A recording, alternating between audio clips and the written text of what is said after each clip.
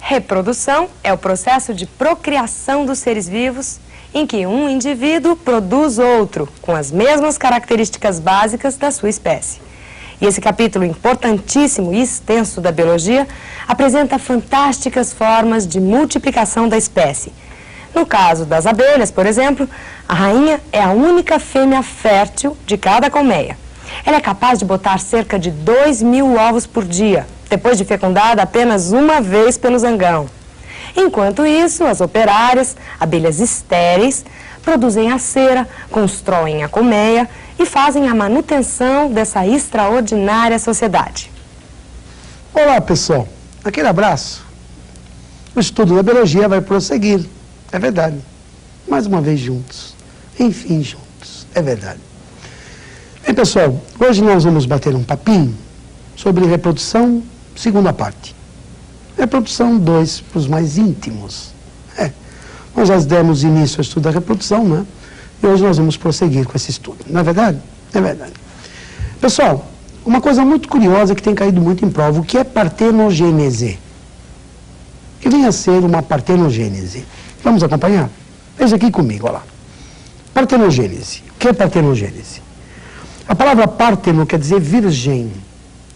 Virgem. Gênese, origem. Gênese, origem. Origem, virgem. Acontece, por exemplo, com a Apis mellifera. Você sabe o que é um apicultor? O que é um apicultor? É um indivíduo que que cria abelhas, apicultor, Apis mellifera, apicultor. O que acontece no caso da abelha? Um óvulo virgem, um óvulo que não foi fecundado, entra em desenvolvimento e vira um zangão. Curioso, né? Como é que é essa história? Apicultor. É o indivíduo que cria animais do gênero Apis, cria abelha. Né? O que acontece no caso de um óvulo virgem? Quando a rainha põe um óvulo virgem, esse óvulo virgem entra em desenvolvimento e forma um zangão. Assim, óvulo virgem, sem fecundação, por partenogênese, forma um zangão. Óvulo virgem, sem fecundação, por partenogênese, forma um zangão. Vamos dar uma espiadinha numas abelhinhas? Vamos, acompanha comigo, olha lá. Olha aí. O apicultor é o indivíduo que cultiva Apis mellifera, abelha. Existe a rainha, que é a única fêmea fértil, as operárias que trabalham nessa colmeia, e o zangão. O zangão é o macho da colmeia. O zangão, ele tem apenas mãe, é apenas filho da mãe. Ele não tem pai. É um óvulo virgem que vira o zangão, né? Um óvulo que não foi fecundado, entra em desenvolvimento e forma o zangão, né? Curioso, né? Como é que é mesmo? Óvulo virgem, sem fecundação, por partenogênese, forma o zangão. Um novo tipo de reprodução, acompanhe comigo agora, veja. Um novo tipo, olha lá. O que é uma pedogênese? Pedogênese. Pedogênese é uma partenogênese na larva, partenogênese na fase larvária. Ocorre, por exemplo, com o Schistossoma mansoni, né? Aquele parasita que causa a terrível barriga d'água.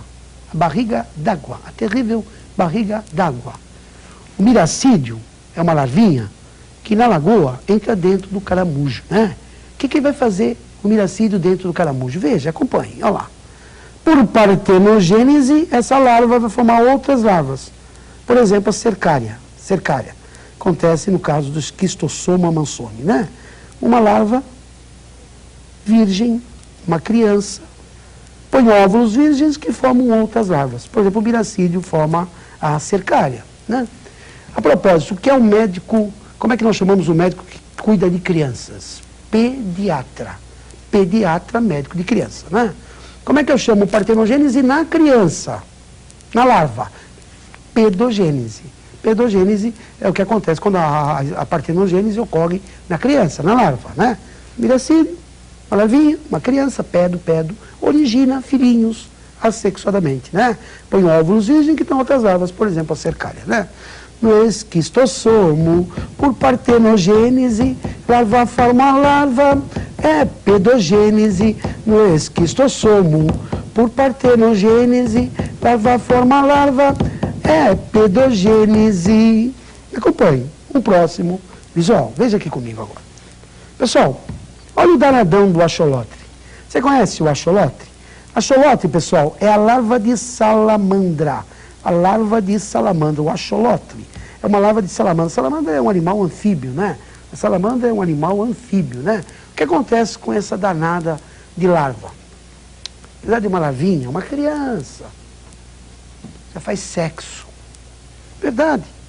Essa larvinha que apareceu, o axolotre, faz sexo. Agora é reprodução sexuada, viu?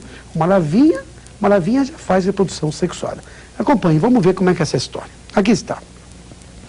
Esse processo chama-se neotenia.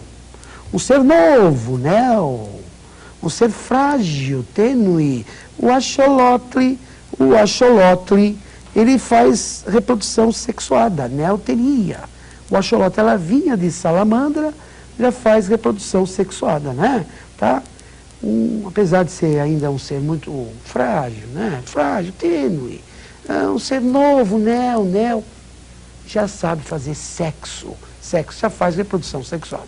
Esse processo chama-se neotenia. A propósito, curioso o que acontece também com o mamífero, conhecido com o nome de tatu. Vamos dar uma espiadinha no tatu, vamos? Acompanhe comigo o tatu, olha lá. Olha o mamífero tatu. Ele é o tatu. A fêmea é a mulita é fêmea de tatu, tá? O que acontece quando a mulita fica grávida? Quando a esposa desse tatu fica grávida, o que acontece? Costumam ter vários filhotinhos, vários, né? Vários, todos iguais, de 4 a 6 filhotinhos idênticos, gêmeos univitelíneos.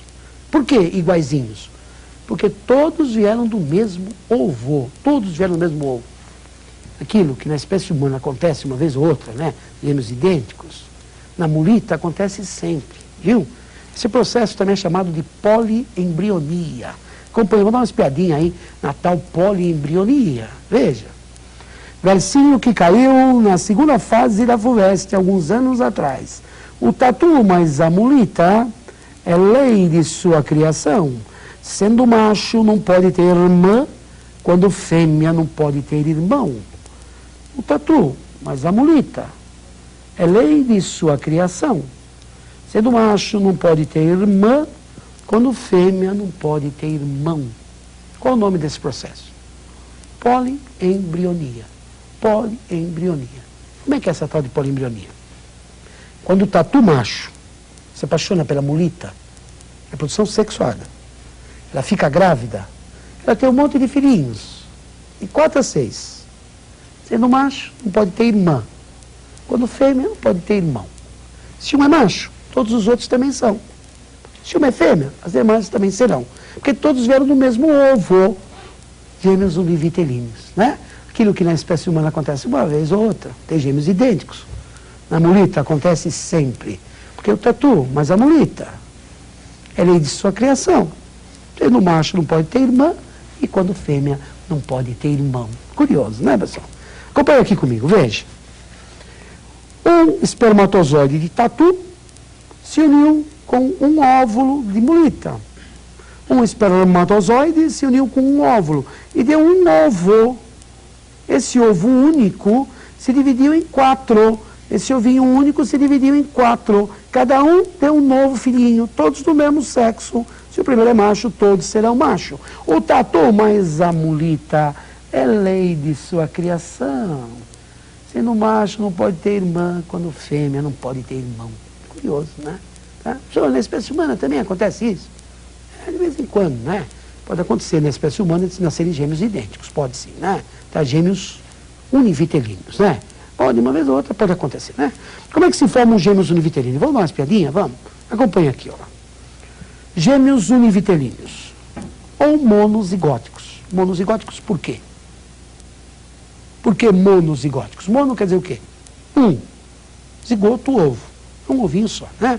Tá? Como é que se formam os gêmeos univitelíneos ou monozigóticos? Veja, acompanhe. Um espermatozoide de papai, um só, se uniu com um óvulo da mamãe, tá? E deu um ovinho, tá? Esse ovinho se dividiu em dois. Era para dar um filho só, era para dar, né? Mas misteriosamente esse ovinho se dividiu em dois. Né? E o que aconteceu? Veja, dois gêmeos idênticos, né? Ou dois meninos, ou então duas meninas, né? Ou dois meninos, ou duas meninas, tá? Todos vieram do mesmo ovo, né? Do mesmo ovo, tá? Ou deu dois meninos ou duas meninas. Vamos recapitular essa história? Vamos, o que são gêmeos univitelinos? Univitelinos, vitelino, ovo. Aqueles que vieram do mesmo ovo. Sinônimo.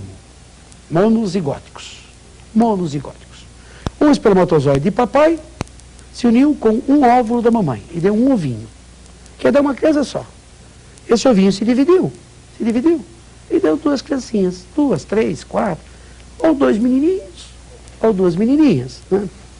Certa vez na Inglaterra, o único ovinho se dividiu uma primeira vez. Deu duas celulinhas separadas. Uma segunda vez, 4 celulinhas separadas. E uma dessas celulinhas dividiu de novo, 5 celulinhas. 5 irmãs idênticas, as irmãs Dione. Coisa curiosa, né? Você imaginou? O casal ter 5 gêmeos idênticos, 5 menininhas, iguaizinhas. Isso aconteceu, né? As irmãs Dione da Inglaterra, né? Professor, os gêmeos sempre são idênticos? Não. Às vezes nascem gêmeos diferentes, né? Como é que acontece o caso de gêmeos diferentes? Vamos dar uma espiadinha? Vamos. Acompanhe no próximo visual. Olha lá. Gêmeos diferentes. Como é que eu falo? Dois ovos dizigóticos. O que quer dizer di? Dois. Zigótico. 2 zigotos, 2 ovos. Nesse caso são gêmeos diferentes, são 2 ovos diferentes, né? Tá? Sinônimo de gêmeo dizigótico, acompanhe, olha lá. Fraternos, gêmeos fraternos. Um esperminha de papá se une com um óvulo da mamãe, né? Forma um ovinho, né? Claro, esse ovinho pode dar ou menino ou menina, certo? Um segundo espermatozoide de papai, se une com o segundo óvulo da mamãe, né? E dá um segundo ovo. Claro, né? Esse segundo ovo também pode dar ou um menino ou uma menina. Veja, agora são 2 espermatozoides, né? E 2 óvulos, né? Então pode dar menino, menina, menina, ou menina, menina. Menino, menina, ou menina. Às vezes pode acontecer de ser o mesmo sexo, mera coincidência, né? Mas pode ser um de olho escuro, outro de olho claro, né? Um de tipo sanguíneo A, outro de tipo sanguíneo B, né? São gêmeos diferentes, né? E por aqui nós ficamos. Beijinho. Tchau, tchau.